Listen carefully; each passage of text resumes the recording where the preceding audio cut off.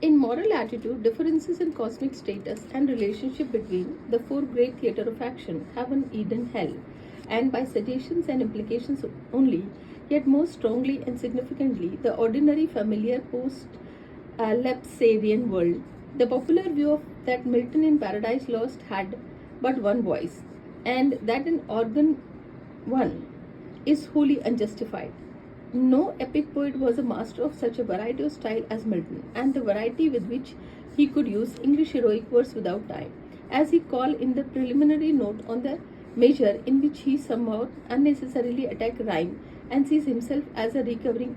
ancient liberty to English heroic poetry, can be seen at once if he put, say,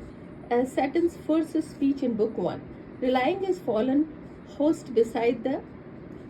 trance-like nightmare tone or even description of a dream to Adam, Book 5, and then turn to God's gentle teasing of Adam about his desire for a male mate in Book 8, or the tipsy lilt of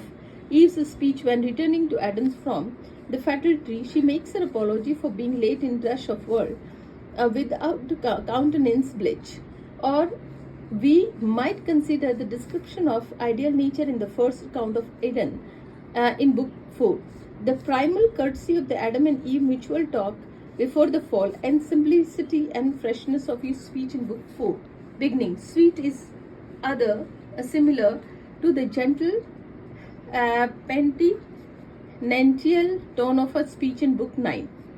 Forsake me not thus, Adam, and in which the moral recovery of the pair began. As for Milton's epic simile, often considered as merely elaborate poetic exercise, these have an important function in the poem as provided an only link between cosmic scenery and of epic and world of ordinary man in their day-to-day activity throughout of the history and geography. Milton's statement of his theme at beginning of Book 1 not only follows epic